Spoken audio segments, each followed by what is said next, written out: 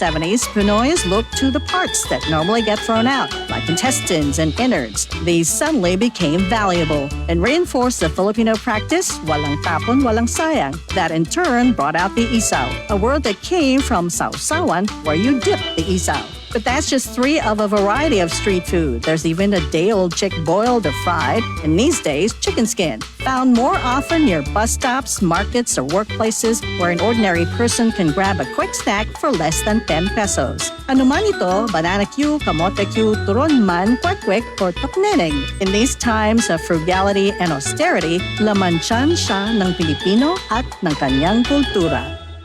Yan ang Pinoy Kultura because our culture is cool.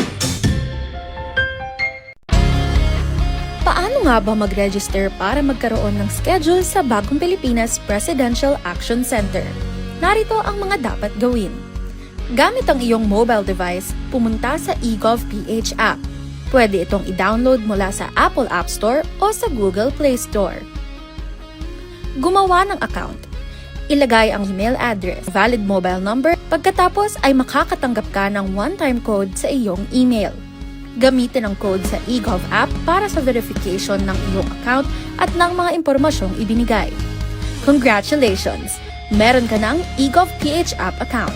Pwede mo na ma-access ang iba't ibang serbisyo ng gobyerno kabilang ang mga serbisyo sa Bagong Pilipinas Presidential Action Center. Ilang dekada nang umaasa sa mano-manong pagtatanim ng palay ang mga magsasakang tulad ni Kata Obinaryo ng Nueva Ecija. Mababa ang kanilang kita dahil sa taas ng production cost, dulot ng pag-aararo gamit ang kalabaw at pagpapatuyo ng palay sa pagbibilad sa kalsada. Dahil dito, sa bawat 100 sako ng palay, 4 ang natatapon lang, kaya lugi ang mga magsasaka. Ito ang problemang gustong lutasin ni Pangulong Ferdinand Marcos Jr. Libo-libo ring makinarya at pasilidad ang ating binuksan at pinamigay para sa mga magsasaka. Last week, dinayo ng Pangulo ang Gimba Nueva Ecija para inspeksyonin ang Rice Processing System o RPS, ang modernong pasilidad para sa pagpapatuyo at paggiling ng palay. Pero para pampabilisan, ay kailangan ito mechanization ang ginagawa natin. Dagdag pa ni Agriculture Secretary Francisco Tiu Laurel Jr. Pagbibilad ng sakalye, maraming losses dyan eh. Tsaka maraming mapangit yung quality. Better quality means better price. 213 ang ginagawa at ipinamamahagi ngayong rice drying facility sa iba't ibang lalawigan. Ininspeksyon din ng Pangulo ang katabing rice mill. Nandito na yung milling, nandito na yung drying. Lahat ng value added ay nandito, naiiwan sa kooperatiba, naiiwan sa mga magsasaka. Ang modernisasyong ito ang bagong muka ng agrikultura. Yung mga nagsasaka ay nakangiti at ibig sabihin na maayos ang kanilang hanapbuhay. Sila ang nagpapakain sa buong Pilipinas, kaya alalahanin natin lagi ang kanilang kalagayan. Sa buong bansa, tuloy-tuloy ang trabaho. Isa-isang inaayos ang mga bagay na nagpapagaan sa buhay ng mga Pilipino. Ito ang bagong kwento ng agrikultura, ang pagtatanim ng pagbabago at ang pag-ani ng pag-asa. Ito ang Presidential Broadcast Service. Radyo Pilipinas. Radyo Publiko ng Bagong Pilipinas para sa Bagong Pilipino. Naghahatid ng mahahalagang balita at impormasyon na guugnay ng pamahalaan sa sambayanan. Tulay sa himpapawid ng serbisyo publiko. Radyo Pilipinas. Radyo Publiko. Ang boses ng Pangulo. Sa Mega Manila, 738. Radyo Pilipinas. Radyo Publiko. Usapang budget natin. Ito na ang kauna-unahang radio program ng Department of Budget and Management. Magpapaliwanag sa mga proseso ng paglalaan at pamamahala ng pondo ng bansa para sa kaalaman ng bawat mamamayan. Bawat tanong sasagutin, bawat haka-haka lilinawin, bawat impormasyon detalyadong tatalakayin. Usapang budget natin. Kasama si DBM Undersecretary Goddess Hope Libira dito sa Radyo Pilipinas, 738 AM.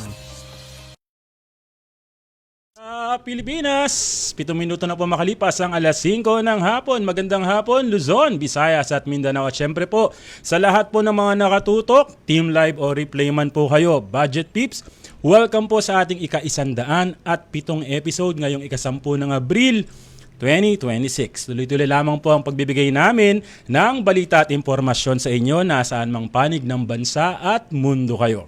Sa pangalan po ni Department of Budget and Management Undersecretary Goddess Hope Libiran, ako po si Eric Vocal. Isang masiglang hapon po sa ating viewers and listeners. Thank God it's Friday. Oras na po para sa isang makabuluhang talakayan. Ako po si Pau Borja Maravilla mula po sa Department of Budget and Management. At welcome po dito sa Usapang Budget Natin dahil budget natin ito. Ang programa pong ito ay hatid sa inyo syempre ng Department of Budget and Management. Napapakinggan po sa Radyo Pilipinas, Radyo Publiko, 738 kHz sa pihitan ng inyong mga radyo sa AM band. At syempre sabay din tayo napapanood sa TV. Channel 3 po tayo sa mga gumagamit ng TV Plus. Habang nasa channels 45 to 49 naman po tayo sa mga gumagamit ng Affordabox. At syempre via Facebook pages ng Radyo Pilipinas, Radyo Publiko, Usapang Budget Natin page ng DBM at sa FB page po ni Yusek Goddess Hope Libiran na mahigit 5 million followers na and still counting. Siksik pa rin sa balita at impormasyon ng ating programa kaya marami po kayong aabangan ngayong hapon. Budget Peeps, kahapon lamang pinagdiwang po natin yung ika-84 na anibersaryo ng ang Araw ng Kagitingan bilang pag-aalala po sa sakripisyo at katapangan ng mga veteranong Pilipino noong World War II. Tama ka dyan, no? Kaya naman ngayong hapon makakasama natin si Assistant Division Chief Mark Gabriel Solis ng Philippine Veterans Affairs Office or PVAO para pag-usapan ang mga programa at benepisyong nakalaan sa ating mga veterano at kung paano na ipatutupad ang mga ito. Abangan po ninyo yan, pero bagong lahat, tumako muna tayo sa Balitang DBM. Narito na ang ating Budget News. Usapang budget natin. Budget News. 10 minuto na po makalipas ang alas 5 ng hapon. Umpisahan po natin ang ating balitaan sa good news. Inutos po ni Pangulong Ferdinand Bongbong R. Marcos Jr. sa Department of Budget and Management sa pangunguna po ni Secretary Rolando Rolly Toledo ang pagpapalabas po ng 44.17 bilyong pondo upang mapabilis ang implementasyon ng Metro Manila Subway Project Phase 1 at ng North-South Commuter Railway System bilang malinaw po na hakbang upang suportahan ang pagsasagawa at pagtatapos po ng pinakamalalaking transport project sa bansa.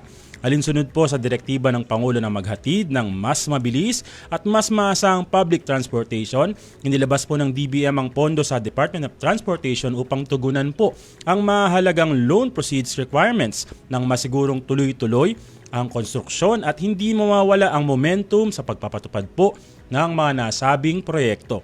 Ang pondo po ay inaprubahan ng DBM sa pamamagitan po ng 2 Special Allotment Release Orders o SARO na pinirmahan po ni DBM Secretary Toledo noong ika-23 ng Marso 2026. Binigyang din po ng Budget Secretary na ito ang mga proyektong matagal na pong hinihintay ng mga Pilipino at sa utos ng Pangulo, hindi na po pwedeng maantala. Iginitri ni Sec Toledo nagtinitiyak po na hindi magiging hadlang ang pondo para sa mas mapabilis pa ang trabaho at maramdaman agad ang ginhawa ng mga commuter. Ang 44.17 billion pesos na pondo po ay ikinarga po sa unprogrammed appropriation sa ilalim po yan ng Fiscal Year 2026 General Appropriations Act, partikular para sa support to foreign assisted projects, isang mekanismo na titiyak po na tuloy-tuloy ang mga kritikal na infrastructure project kapag kumpleto na ang financing requirements ng mga ito. Sa kabuuan po, 21.28 billion ang mapupunta sa NSCR system at MMSP Phase 1 na may financing mula po sa Japan International Cooperation Agency o JICA, habang 22.88 billion pesos naman po ang para sa NSCR system sa ilalim po ng loan agreement nito sa Asian Development Bank.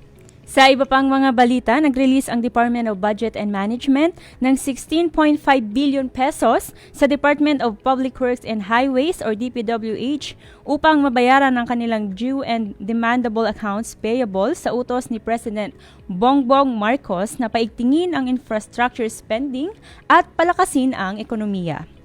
Ang release ay ginawa sa pamamagitan ng Notice of Cash Allocation or NCA na ibinigay sa DPWH Central Office. Mula rito, ida-download ang pondo sa kanilang implementing units sa 17 o 17 na rehiyon sa buong bansa upang mabayaran agad ang mga natapos at ongoing infrastructure projects at maiwasan na rin ang pagkaantala sa pagbibigay ng importanteng serbisyo sa publiko. Ayon kay DBM Secretary Rolly Toledo, bahagi ito ng plano ng administrasyon para masigurong tuloy-tuloy ang mga proyekto habang pinalalakas ang galaw ng ekonomiya. Sa utos ng Pangulo, pinapabilis ang infrastructure spending para tuloy-tuloy ang pagsasagawa at pagtatapos ng mga proyekto nang sa ganun ay masiguro natin ang paglago ng ekonomiya sa bansa. Ang 16.5 billion pesos na ito ay para masigurong mababayaran agad ang obligasyon ng DPWH para tuloy ang trabaho at tuloy ang serbisyo sa tao. Binigyang diin din ng Budget Secretary na mahalaga ang tamang timing ng pag-release ng pondo para sa paglago ng ekonomiya, lalo na sa infrastructure sector. 14 na minuto makalipas ang 5:00 ng hapon. Sa iba pa po nating mga balita, malugod po na tinanggap ni Department of Budget and Management Secretary at GPPB Chairperson Rolly Toledo ang grupo ng mga bagong procurement trainers. Mga lingkod bayang tumitiyak na ang mga proyekto ng pamahalaan ay naipatutupad agad at ng may integridad bilang suporta po sa direktiba ni Pangulong Ferdinand R. Marcos Jr. para sa isang na mapagkakatiwalaan at maaasahang pamahalaan. Sa kanya pong mensahe, binigyang diin ni Secretary Toledo ang napakahalagang papel ng mga procurement trainers at primers ng New Government Procurement Act o NGPA implementing rules and regulations.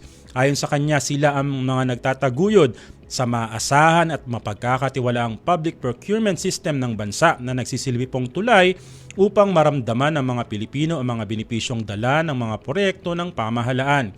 Bilang pagkilala sa kanyang kontribusyon, ginawaran po ni Secretary Rolly si former Budget Secretary at GPPB Chairperson Amena F. Pangandaman ng Special Recognition Award. Tinanggap po ni Attorney Leo Angelo Larcia ang parangal bilang dating Chief of Staff ni Sec. Pangandaman.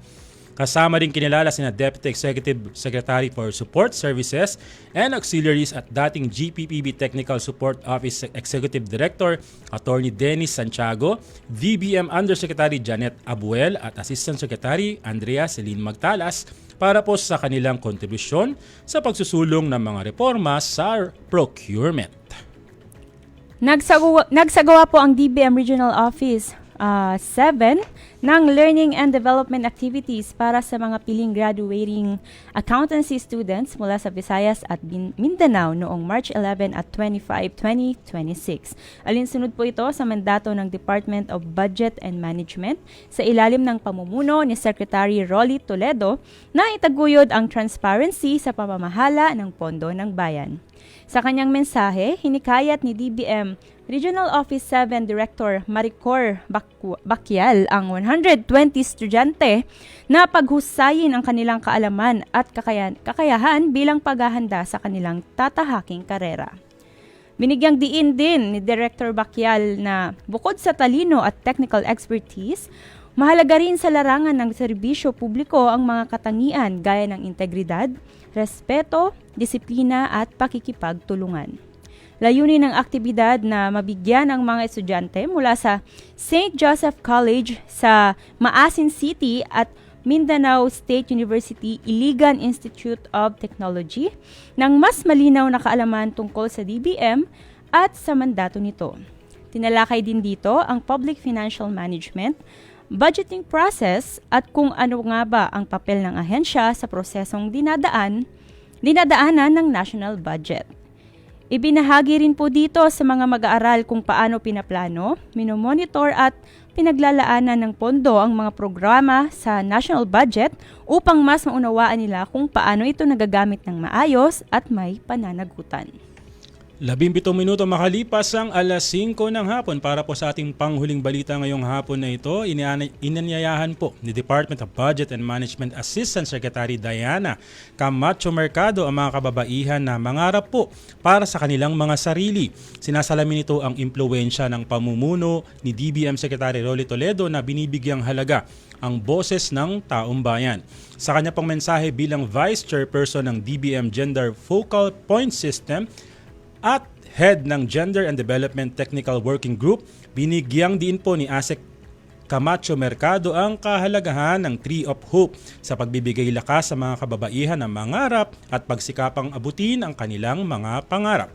Ang Tree of Hope ay isang aktibidad po kung saan isinusulat ng mga survivor ng violence against women ang kanilang mga inaasam upang kanila itong maging gabay at pagsumikapang maabot.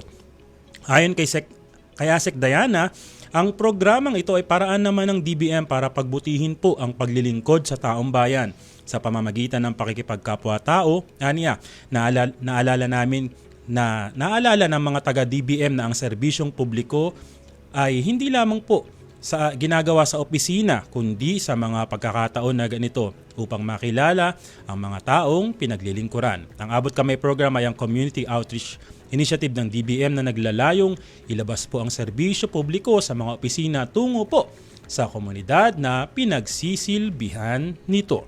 At yan po ang kabuuan ng tampok na balita dito sa ating Budget News. Samantala, dyan lamang po kayo. Magbabalik kami makalipas ang ilang paalala mula sa Radyo Pilipinas, Radyo Publiko at Presidential Communications Office. Magandang araw, si Dingdong Dantes po ito.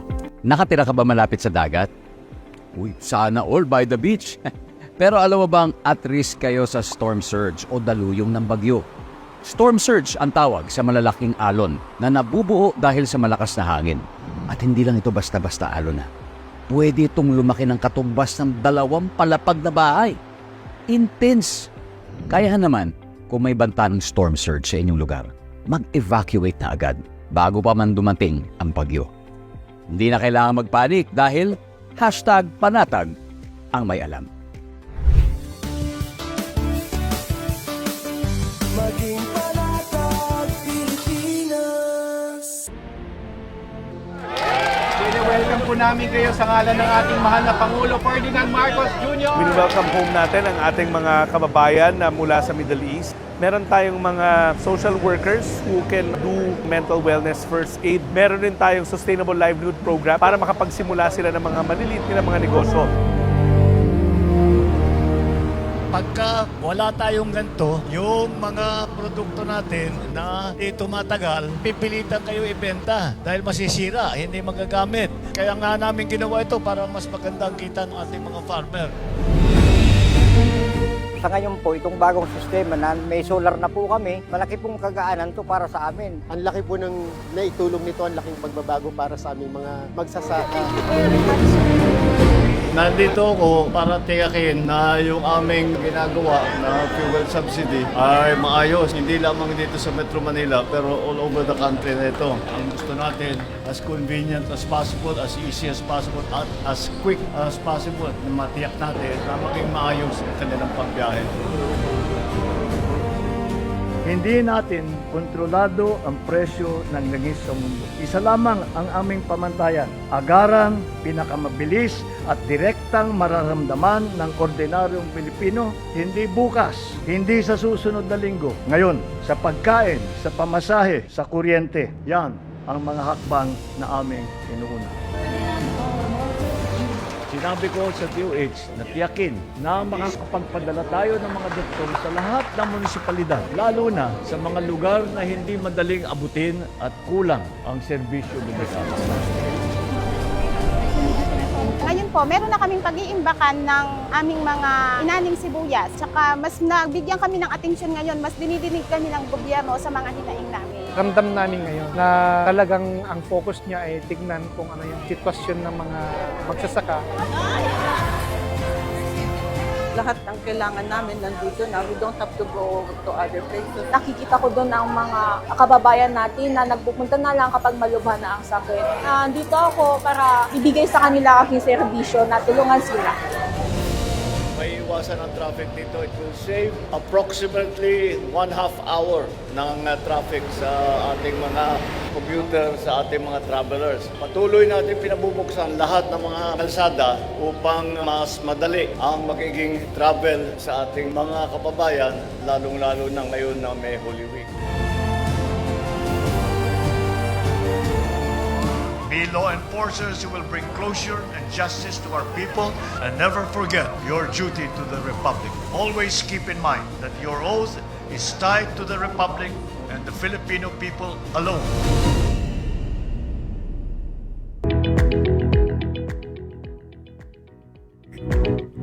Nagbabalik po ang usapang budget natin, no? Yan. Pao, batiin muna natin yung kasama natin sa Media Affairs and Community Relations Office, Nako, si Kuya Ronel. Kuya Ronel, belated happy birthday sa'yo. Sana nanonood ka. Yes, at lumukso ka at mabuhay ka. At para tumangkad pa siya, no? Magsaya ka hanggang gusto mo, sabi ni Attorney Edward, no? At syempre, batiin din natin, marami mga nagpapabati sa atin lagi, no? Binabati din natin ang happy birthday daw sa kanyang beautiful sister at pinsan ko rin to. Kumare ko rin to, si Rica Vocal Lirio. God bless you and more birthdays to come sa'yo. Happy Sabi birthday! sa'yo, Dini, ang pabati mula sa iyong kapatid na si Telma Lirio. At syempre, binabati rin natin ating kaibigan si Frank Alcantara, ang Mr. Right daw ng Kalumpang. Di nga. Mr. Sige Right. Na. Sige. Sabi Dami niya. nagpabati sa'yo, ha? Ayun, Ikaw, samantala, babatiin ka ba? Ngayon, gusto ko lang batiin yung asawa ko na kasama ko Ayun. ngayon. Kasi lagi akong sinasamahan dito, no? Si Leo Maravilla. Na ating photographer din ngayon. Diba? Binigyan natin ng trabaho, no? Yes. Sweldo mo na lang siya. Ako na bala dyan. Yan. Samantala, sa patuloy po ng pagtaas ng presyo ng produktong petrolyo sa pandaigdigang merkado, lahat tayo apektado. Naku, tama ka dyan, no? Anong diskarte nga ba ang ginagawa ng ating budget peeps para makatipid, Eric? Panoorin natin ang video na to, hatid ni Attorney Edward Hipe. Wow. Magandang hapon, Budget Peeps! Ito na naman ang inyong lingkod na si Attorney Edward Hipe.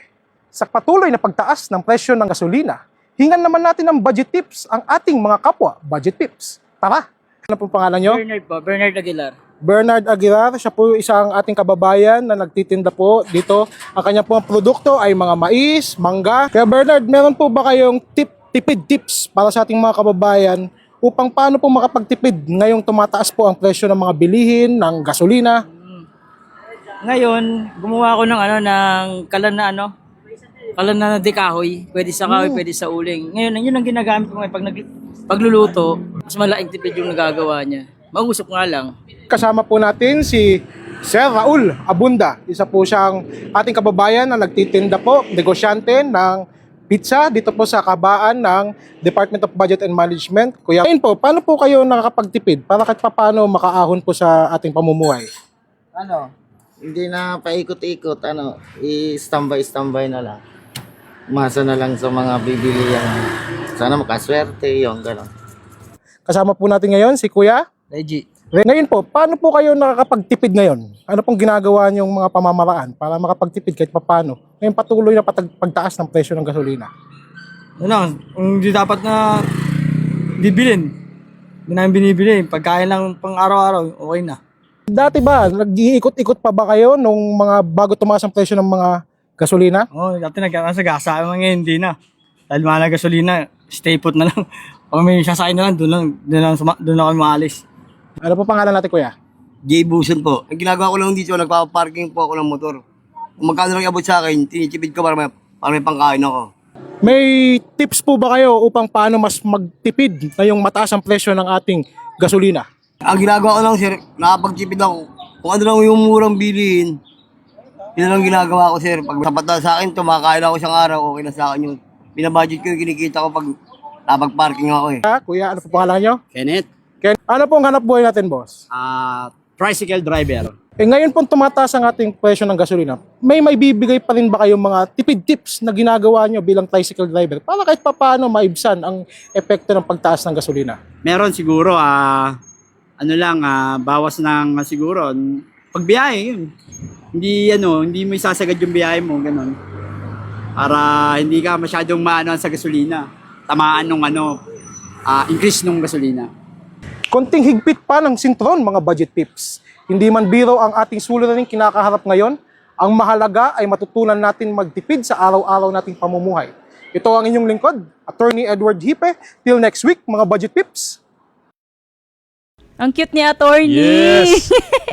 Natunghayan po ninyo ang ating budget tips. Hatid po yan ni Attorney Edward Hipe. Ayan, diba? isa po yan sa mga magagaling na kasamahan namin sa opisina. Yes. At para po sa mga bago lang nakatutok, tayo po ay napapakinggan sa Radyo Pilipinas, Radyo Publiko, 738 kHz sa pihitan ng inyong mga radyo. At syempre, sabayan din po tayong napapanood sa TV. Channel 3 po tayo sa mga gumagamit ng TV Plus, habang nasa channels 45 to 49 naman po tayo sa mga gumagamit ng Affordabox. At syempre, via FB pages tulad ng Radyo Pilipinas, Usapang Budget Natin page ng DBM, at sa FB page po ni DBM Undersecretary Goddess Hope Libiran. Samantala, Eric, isang mainit na talakayan na naman ang ating ihahatid sa ating Budget Pips. Tama ka dyan, dahil oras na para sa ating Budget Matter. Usapang budget natin. Budget Matters. Tono ng Budget Matters, paano yung sa'yo? Hindi tayo nag-blend. Paano sa'yo? Budget Matters. Eric, sabi nga natin kanina, makakasama natin ang Assistant Division Chief ng Philippine Veterans Affairs Office or PVAO na si Sir Mark Gabriel Solis. Yes, live via Zoom. Magandang hapon po sa inyo at welcome po sa Budget Matters ng Usapang Budget Natin, ADC Solis. Yan, hello po, good afternoon po, Sir Eric and magandang hapon Ma'am Pao. Hello po, sir. Good Kumusta afternoon po kayo? Po sa PVAO. Magandang hapon po, sir. Kumusta po kayo, sir? Ayun po, busy po tayo for the last few days, especially na PVAO po, isa po sa mga nagdi-lead ng agency po para po sa ating Araw ng Kagitingan activities po and the Philippine Veterans Week.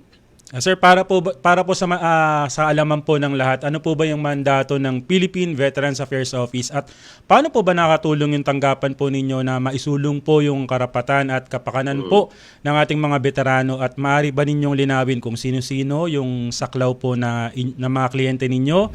Mga war veterans lamang po ba o kasama rin yung ibang retired uniformed personnel? Okay po. Sige, salamat po para sa tanong na yan, Sir Eric. Ang Philippine Veterans Affairs Office po ay tungkuling magbigay ng iba't ibang benepisyo at serbisyo na pangkalusugan at kilalanin ang sakripisyo po ng ating mga veteranong Pilipinos sa kanilang mga at yung kanilang mga pamilya po bilang ahensya po ng DND po. So tayo po ay isang frontline servicing agency. Nagbibigay po kami ng pensyon para pangalagaan yung ating po mga veterano. Kami rin po yung nangunguna nga po sa pangangalaga po ng ating mga tambahanang militar, yung military shrines po natin. At of course, pinapalakas po natin yung pagmamahal sa bayan. Through these shrines, ini-inspire natin yung mga kabataan din. Kasama rin po rito ang pagtulong po sa mga veterano na makabalik sila sa sibilyan na pamumuhay at maging katuwang po natin sa pagtataguyod ng isang maunlad na bansa. So yung aming pong ang pinaka-market po basically ng PVAO po ay yung ating pong mga veterans, including po yung tawag namin mga senior war veterans po, yung pong World War II, Korean War, and Vietnam War veterans, and then of course yung ating pong mga AFP retirees po. Ayun. Kahapon lamang po, Yun po, Sir Mark, ay ipinagdiwa nga po natin ang 84th anniversary ng Araw ng Kagitingan. Ano po yung papel ng PVAO sa paggunita ng mahalagang okasyong ito? Tsaka ano-ano pong mga aktibidad ang pinangunahan ng PVAO kaugnay ng selebrasyon na ito? Opo, importante po sa atin na makommemorate nga po itong ating po mga veteran, especially in recognizing yung kanilang grit, yung kanilang karakter na pinakita during na po itong World War II. So importante po na mapagtanto ng bawat Pilipino, lalo yung kabataan, yung ating po mga future defenders, kung ano yung magiging ambag nila para po sa ating bayan. So ito ay upang maisaalaala yan po ang kabayanihan at sakripisyo po ng ating mga veterano at patuloy na magkaroon po ng kabuluhan sa ating mga buhay. Ngayon makita natin yung halaga, ano yung impact nila sa atin. Sa kabila po ng mga pagbabago po ng panahon ngayon, syempre iba't ibang krisis po yung ating kinakaharap. Pero yung ating mga veterano po nagpakita po ng kanilang katatagan despite itong hirap na kinakaharap nila at ang importante yung pagmamahal po nila sa bayan na tuloy-tuloy silang lumaban until dun sa end po na kanilang kinaya. So makikita natin katapangan, dedikasyon at pagmamahal sa bayan. Kaya natin ito inaalala po at gusto natin maipasa po hindi lang sa current na mga Pilipino ngayon but sa mga susunod pa pong henerasyon po ng mga kabataan lalo. Sir Mark, para po sa ating mga veterano po ng digmaan na kasama pa rin natin ngayon, ano po ba yung mga benepisyo at serbisyong natatanggap at maaari pa po nilang matanggap po mula po sa PIBAW? Opo. Sa ngayon po, marami pong naibibigay na po ang ating pong gobyerno, syempre with the guidance of the President at saka yung inyo pong pagtulong sa kayo po sa DBM, yung pagbibigay po ng pondo para po sa ating mga veterano. So ano po ba ito? Meron po tayong mga pension at non-pension benefits that includes yung ating pong old age pension. So yung old age pension po para sa mga veteran ay nasa 5,000 pesos pero kapag sila ay senior war veteran, kagaya po na na-mention ko po kanina, ito po ay nasa 20,000 pesos. Nandyan din po yung death pension para po sa mga veteran. Meron din po tayong disability pension. I think a few years ago or 2 years ago po naipasa po natin yung rationalization ng disability pension which allows for the increase kasi dati 1,700 pesos lang po yun na ibibigay natin sa mga 100% disability veteran. Pero ngayon po na-rationalize po ito, mas mataas na po siya, nasa 10,000 pesos na po. Although hindi po ito sapat. Alam natin kasi lalo na po ngayon, mahirap po ang kabuhayan po natin dahil sa mga krisis na ating po kinaharap. Pero somehow, with the help na itong ating national government and the guidance of the President, na ibibigay natin ito ng tuloy-tuloy 100% of the time. Nandiyan din po yung ating total administrative disability. Now, as for the non-pension benefits, nagbibigay po tayo ng burial assistance kung sakali pong mamatay. Binibigay po natin ito sa kanila po families. And of course, nandyan po yung educational benefit. So para po lahat po sa descendants po ng ating mga World War II veterans, nakakuha po sila. At meron din po tayong tinatawag na Veterans Hospitalization and Medical Care Program. So ito po yung pinaka-pilot project po ng PIBAW para po sa mga veterans. Ano-ano po ba yung nakapaloob dito? Nandyan po yung ating veterans wards para kung saan pupunta po sila, kung kailangan po nila magpa-check up, magpatingin po or kailangan nila ma-confine, may wards po tayo, libre po yun. Wow. Kasama po natin yung DOH. So salamat po sa DOH sa pagkikisa po sa atin dito sa mga project na to. Nandyan din po yung ating reimbursement program po para po sa kanilang mga gamot. Although recently medyo inayos lang po natin yung policy, but now we will be resuming doon sa full blast po ng pag-reimburse po doon sa kanilang mga claims. At nandyan din po ang latest po natin na wini-work out ngayon by the directive of the President. Kahapon inulit na naman po niya ito. At directive din po ni Secretary of National Defense Gilberto Teodoro na magkaroon po tayo ng Veterans Hospice. So ano po ba yung Veterans Hospice? Yung Veterans Hospice po, ito po yung mga facility na itatayo po ng PIBAW that will help especially po yung ating mga veterano po nanonood po sa kailang, we call it the twilight days. So parang pre-departure area na po nila ito. While gusto natin, syempre mahaba po yung kanilang buhay dahil mahal po natin sila, but we have to accept the reality of life and we want to give them the dignity of a good life until the end of their stay dito nga po kasama natin physically sa mundo. So we're looking into establishing these hospices para matulungan po yung ating mga veterano na magkaroon ng isang dignified na buhay until the end. So, yun po yung mga iilan sa mga benepisyo na ibinibigay po natin sa ating po mga veterans. Nako Sir Mark, napakaraming benepisyo no, tsaka serbisyo para sa ating mga veteranong Pilipino. Matanong lang po namin Sir Mark, no, paano po nila ina-access itong mga serbisyong ito? May mga programa po ba para mas mapadali ito? Opo ma'am, alam niyo po ba, over the last few years, nagawa po natin na yung PIBAW nga po i-strengthen yung ating mga field services offices. So hindi lang po nandito sa central office sa Manila, marami po tayo mga sites across the country. Opo, nationwide po. Yung directive nga po, di ba, ni Presidente, ilang beses po niya inuulit nung nag-kick off po yung bagong Pilipinas. Yung tuwing nagsusona po siya, sinasabi dapat mailapit natin yung serbisyo sa bawat Mga tao. Pilipino. Opo. At yun po yung aming tinutukan dito po sa PIVAW. So in-ensure po namin na makapag-establish po ng mga offices across the country para mas madali nga pong ma-access ito ng mga veterano. But more importantly po ma'am, kagaya po nung na-mention ka kanina, yung healthcare services nga po, tinadala po natin sa kanila through the Veterans Ward in partnership with the DOH po. So Yes yun po natin, kasi primary po talaga na yung kanilang kalusugan, lalo na po sila po ay matatanda na, ito po ay matutukan, mapangalagaan at mabigyan po sila ng lakas at mabigyan po ng isang dignified na buhay nga po, kagaya na sabi ko, until the end of their life. So yun po yung mga way para ma-achieve po nila ito. And ma'am, isa rin po sa gusto kong i-highlight na gawa po natin, Ma'am Pau, na over the years mag-transform po into digital. So kung magpapa-update po sila ng kanilang record, pwede po through digital, hindi po sila pumunta dito sa central. Para hindi na sila mahirapan, digital na lang. Pwede po sila magpa-update. Yes. Opo ma'am. At ngayon nga po, ina-encourage namin, pang sumakay or what, pwede po silang magpa-update po ng kanilang mga records through the digital po. Wow. Sir, ngayong linggo rin po ay pinagdiriwang po ang Philippine Veterans Week. Ano po ba yung kahalagahan nito sa pagpapanatili po ng alaala at syempre pagpapahalaga na rin po sa sakripisyo ng ating pong mga bayani? Okay po, salamat po dyan sa tanong, Sir Eric. So, ang araw ng Kagitingan at saka yung Philippine Veterans Week nga po, gaya po ng nasabi ko kanina, ay mahalaga sa ating bansa. Bakit po? Kasi ito ay nagbibigay ng pagkilala at pasasalamat po sa kabayanihan at sakripisyo po ng ating mga veterano. Ito ay nagpapaalala sa bawat Pilipino yung kahalagahan nga po ng pagmamahal sa bayan. Yung pagkakaisa po natin at pagiging handa na magsakripisyo po para sa kalayaan at kapayapaan. Kasi hindi po ito libre. Pinaghirapan po ito, what we call them our forebears. Pinaghirapan po nila ito.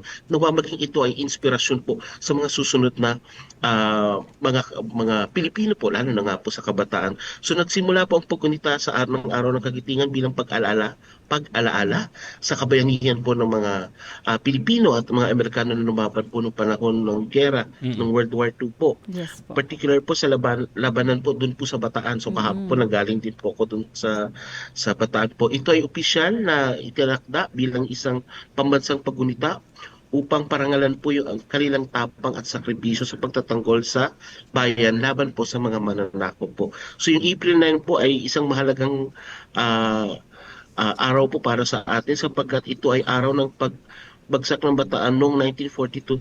Pero more importantly po, hindi po pagbagsak yung ating tinitingnan. Rather, gusto po natin i-highlight yung valor po, yung kagitingan ng bawat Pilipino po na lumaban po until the end nga po. At saka sir, despite all the odds. Yes. Napakahalaga rin po syempre nasa pambansang awit natin. Sabi nga duyan ka ng magiting yung ating bansa. Yes, opo. Totoo po yan, sir. Sir Mark, sino-sino po yung mga kasama dito sa pagdiriwang ng Philippine Veterans Week? Bukod po sa mga veterano.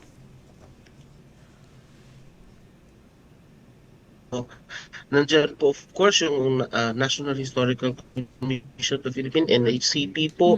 Nandiyan po yung DND, of course, yung AFP Major Services, Army po natin, Navy, Air Force, lahat po nagtulong-tulong, the DILG, through the Provincial Government of Bataan, and of course, yung sa Tarlac po natin, yung mga LGUs po, yung Veterans Federation of the Philippines, nandiyan din po, yung Philippine National Police, they provide security. So maraming salamat po sa atin po mga kapulisan. Of course, yung mga diplomatic corps po natin nandyan, yung US and the Japanese Embassy, they were also present. At marami pa pong iba na nagsama-sama nga po para itong ating pong event na paggunita nga po sa kabayanihan ng mga Pilipino ay maging successful po. Ayun. Sir, meron po bang kwento ng kabayanihan, halimbawa na pwede kayong ibahagi sa amin sa personal po ninyong karanasan? Paano kayo na-inspire ng mga veterano po na inyo pong mga nakilala? Nakilala po. Okay, sige. Ma-share ko na lang din po. Yung lolo ko po ay isang World War II veteran din po. In fact, he's a, what do you call this? US Congressional Gold Medal awardee po. So inawardan po siya ng United States of America. Yes, he was a spy during the World War II. USAFE ano po siya, spy, and he provided critical information sa ano po siya naka-assign sa may Antique, yung Panay Island. So doon po sila umikot, and based on what I heard nga po, sabi po ng aking mga tito, ng aking pong nanay sa kanila pong mga kwento, ito pong lolo ko ay parang may, yung, di ba, may makapili po, no? So parang may nakadetect yata. So, ituro siya. But he kept silent, and he was very much into our faith. So Catholic po kami. So he was praying the rosary during that time. And he didn't blurt out anything about the guerrilla movement or the movement of the USAP during that time do sa area nila. And he was silent. He was just praying. And ito yung naging inspirasyon namin. Ako po, ngayon, nandito po ako ngayon sa PIVO, nagtatrabaho po.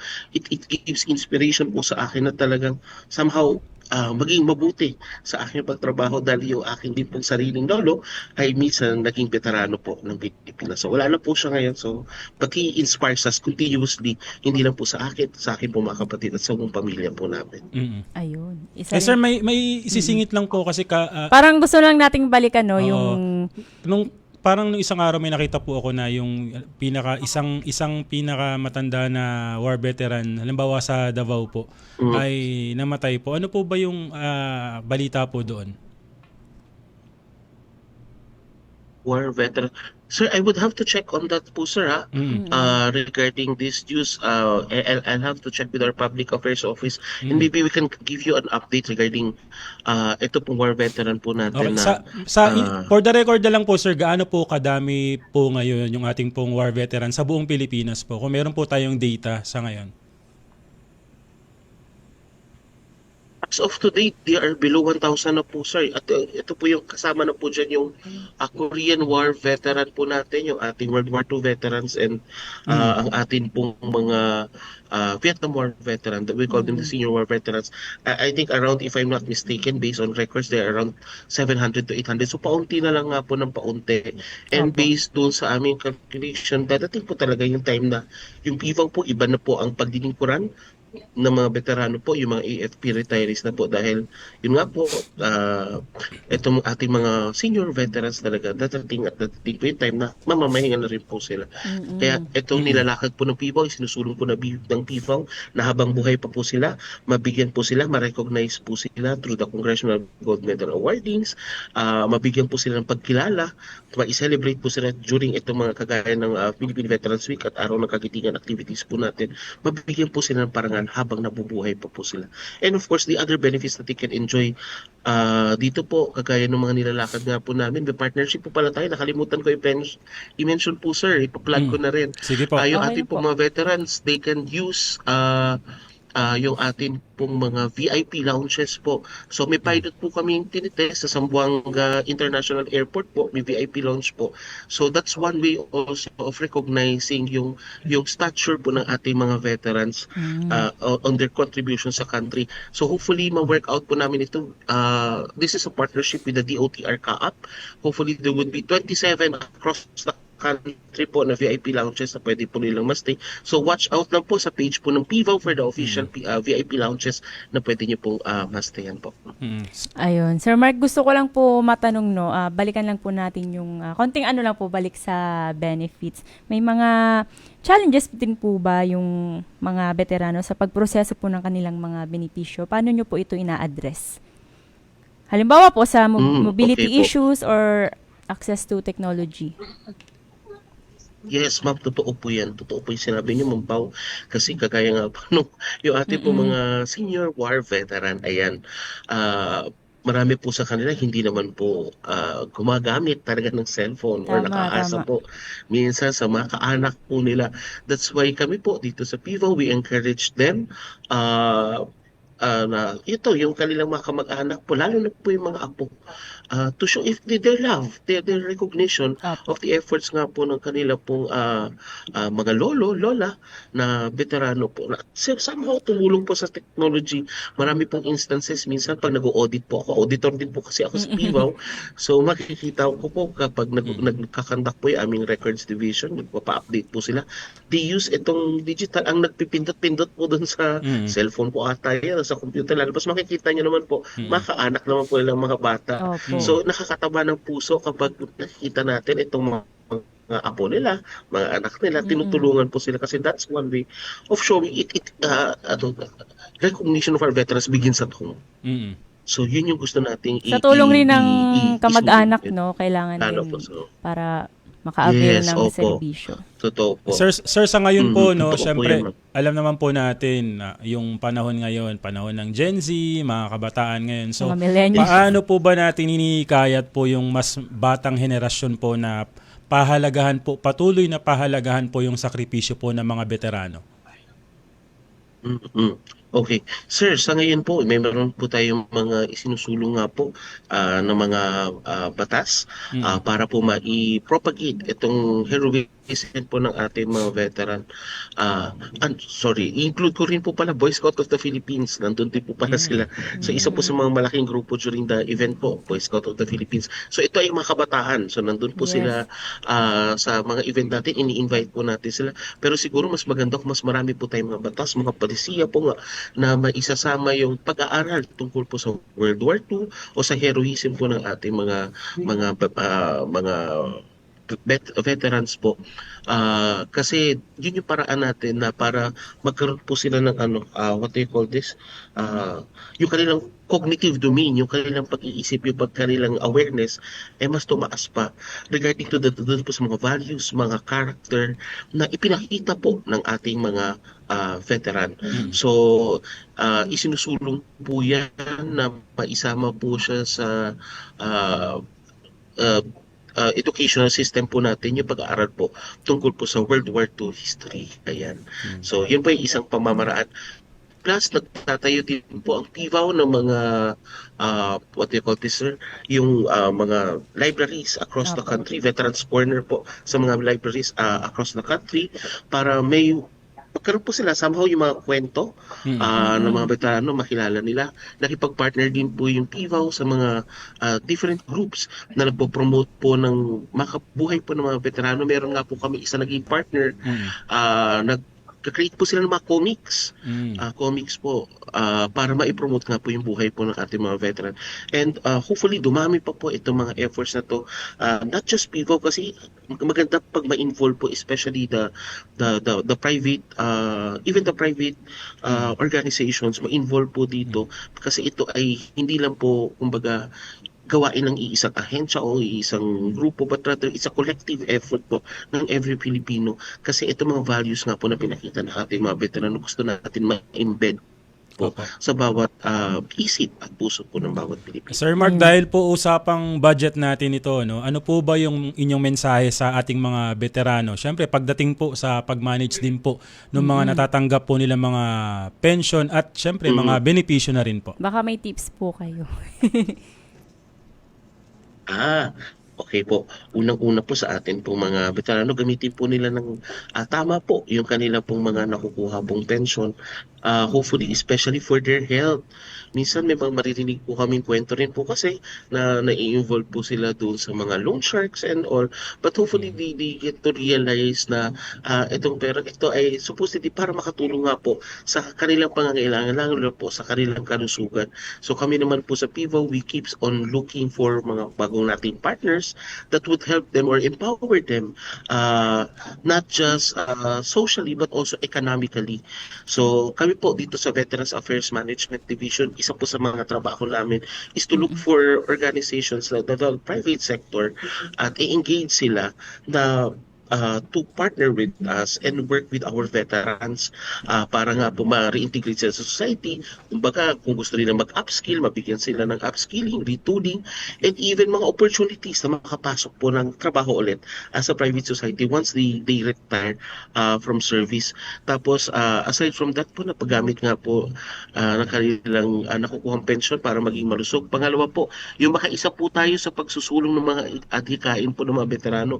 So, we hope that every veteran nga po ay mag-join sa mga veterans organization, especially yung Veterans Federation of the Philippines na affiliated organization. Kasi maganda po kung magkakaroon po sila ng isang boses. Pag collective po kasi tayo, sir, ma'am, di ba po, mas malakas tayo. So, mas makakagawa tayo ng perhaps mga enterprises, businesses, as a group, collectively, pagiging parang veterans war or veterans program. That's what we call it. And in that way, they also become our partners in nation building. So hindi lang po sila basta nagre-receive po ng mga pension o benepisyo po sa ating gobyerno. Rather, sila po mismo ay empowered, malakas, may kakayanan para tumulong po sa pagpapaunlad ng ating bayan. So yun po siguro yung mensahe ko po para po sa ating mga veteran po. Ayun. Para naman po, Sir Mark, sa Bawat Pilipino, ano po yung maibibigay po ninyong mensahe bilang paggunita po sa Philippine Veterans Week? Para naman po sa bawat Pilipino, ayan, so maganda po na tayo ay ma-inspire po sana ang ginaharap po ng hindi lang po actually ng Pilipinas pero nating lahat. Ngayon ay hindi po madali. Lahat po tayo ay nahihirapan, lalo na nga po sa krisis. Kaya nga po yung ating presidente hihibigan asking us, lalo na po sa gobyerno, to contribute towards savings, ganyan, pagdating po sa energy or even our mga ginagawa po natin na hindi naman necessary if we can cut it down para magkaroon nga po tayo ng savings po at makatulong doon sa ating to manage itong energy crisis na kinaharap natin. So itong mga pinakita po sana ng ating mga veterano nga po na mention po nga po kanina, lalo-lalo na po yung aspect po ng pagmamahal sa bayan, yung malasakit po. Yun po ay napakahalagang mga character na sana po tayo, mga ordinaryong Pilipino po, ay ma-imbibe po natin. Kasi kung mahal po natin yung bayan natin, hindi po natin ito gagawa ng masama. Instead, mag-iisip po tayo ng paraan para makatulong. So very basic po, ma'am and sirs. Sample po nito, hindi po tayo nagpapakalat ng fake news. So dapat po, tamang news lang, tamang panggagalingan ng sa totoo lang. Hindi po yung mga, hindi po yung mga fake na vlogger dyan, na kung ano-ano ang pinakakalat na hindi naman content for the content. For the content, nakakalimutan nila na pag nag-wish sila ng masama sa kapwa, ito ay babalik sa kanila. So yan. So tayo po na wala po, mga ordinaryong Pilipino, nawa matuto po tayo na imbis na manira po tayo, ay mahalin na lang po natin yung ating bayan. Sir, last na pahabol na lang po na tanong dahil nabanggit po ninyo yung energy crisis. Speaking of energy crisis po, may mga programa po ba tayo para po sa ating mga veterans para po mas matulungan po sila ngayon po na may crisis po tayo? Sa ngayon po sir, ang PIVAW po, may mga ginagamit po kami mga electric jeeps para ma-transport po sila within the camp pag pumunta po sila. Of course sir, other than that po, gumagamit din po kami ng mga green technologies po para po sa sa ating po mga facilities. So pag pumunta po kayo sa mga Mount Samat or even our other shrines, may mga facilities po doon. As for our veterans po, yun nga po, we continue to engage them. Pagdating nga po kasi ang sa current po na aming mga ginagawa ngayon is really focused on their healthcare and well-being po talaga, and not directly doon po sa kanilang sa energy related requirements po, na rather kung ano po yung kaya ibigay ng government po natin, kagaya nga po ng mga e-jeepneys para po madali sila makatransport at makatulong nga po sa crisis. Yun po ang pinupush po ng PIVAW sa ngayon. At so far, it has been a successful project po dito po sa PIVAW. Sir Mark, last na po, baka po meron kayong announcement at saka baka may gusto kayong i-shout out bago tayo magpaalam dahil medyo biti na tayo sa oras. Naglag yun. Naglag ata si sir. Parang sumakto lang yung yung pagtapos ng kanyang Okay na, ayun, bumalik na si sir. Sir Mark, baka meron po kayong announcement or gustong i-shout out. Ayan po, okay po. So announcement na lang po siguro yung final message ko na lang po sa ating mga veteran po, no? At sa bawat Pilipino nga po. So sa mga minamahal po namin veterano, kayo po ay patuloy namin pinapahalagahan at susuportahan po. Asahan po ninyo ang Philippine Veterans Affairs Office ay laging nandito upang tugunan ng inyong mga pangangailangan at kapakanan. Ang inyo pong sakripisyo at kabayanihan ay hindi namin makakalimutan at ng sambayan ng Pilipino po. Nawa magpatuloy kayong magsilbing inspirasyon po sa susunod na henerasyon at maging katuwang namin sa patuloy na pagtataguyod ng isang matatag at maunlad na bansa po. Ito po yung kasi ang marka at patunay ng isang bagong Pilipinas. So maraming salamat po sa inyo maraming salamat po sa inyong walang kapantay na pagdilingkod. Ayan. Maraming salamat po. Salamat po. Pibaw Assistant Division Chief Mark Gabriel Solis. Thank you so much po, Sir Mark. Thank you po, Sir Ma'am.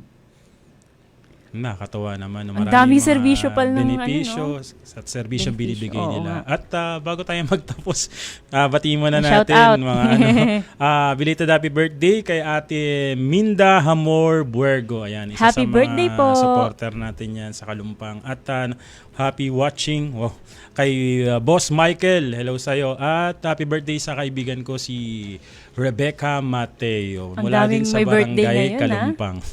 Happy birthday po. Ayan, happy birthday. At ano ba? At yun nga. Ano ba? Diyan So, po nagtatapos ang tatapos na ba? usapan. Pero bago tayo magtapos, baka may gusto ka pang Hindi, wala. i-announce or oras? ano. Wala Parang na ba ano tayong tayo? oras? Meron pa yan. Mag-shoutout ka daw. May pinapa-shoutout sa'yo. Okay, yun nga pala Luna. Bago ko makalimutan, gusto kong batiin ang aking kapatid na si Paul Alfred Borja ng isang maligayang kaarawan. Yan Kahapon pala. yan, every araw ng kagitingan. No? Birthday niya. So, isa kang magiting. Yun, no? Happy birthday. Para sa mga kababayan natin, no, ngayong yung mga nakakalipas na araw, syempre, yung mga mainit na balita, yung sa bawal ng lumabas ng nakahubad. Pero matagal na mga ordinansa yan, yung bawal mag-inom sa kalsada. Kaso, pasaway yung mga tao. Ginagawa Kasi pa rin dahil yun natin. ang nakasanayan. Nag-aalala ako kasi lagi ako nag-inom sa kalsada. Baka mahuli Okay lang ako. yan. Huwag ka lang Baka mahuli ako ni Leo. Pero ginagawa rin namin yun, lalo na sa mga probinsya, di ba? Kasi Oo, sa amin din, lalo. Lagi ako sa Rizal, di ba? Nakahubad, tapos nagiinom. Lalo na sa Bicol, daming apektado nainom nga. dyan eh. Ako, sige Diba? na. At dyan po nagtatapos ang usapang budget natin. Siyempre po, alam ko po na may napulot po kayong aral sa mga tinampok po namin sa aming programa. Samahan po ninyo kami muli next week dito pa rin po sa impilan ng Radyo Pilipinas. Napapanood din sa TV at syempre via Facebook Live ng Radyo Pilipinas at usapang budget natin page ng DBM. At syempre po sa Facebook page ni Undersecretary Goddess Hope Libiran. Antabayanan po ninyo ang susunod na programa at alamin ang mainit na balita sa bansa. Susunod na po ang Ulat Bayan. Muli sa ngalan po ni DBM Undersecretary Goddess Hope Libiran, ako po si Eric Vocal. Ako naman po si Pau Borja Maravilla. See you next week. Same time, alas 5 ng hapon hanggang alas 6 ng gabi. Dito lamang po sa inyong favorite Friday habit. Ito po ang Usapang Budget Natin. Dahil budget natin to. Hiningal ako dun.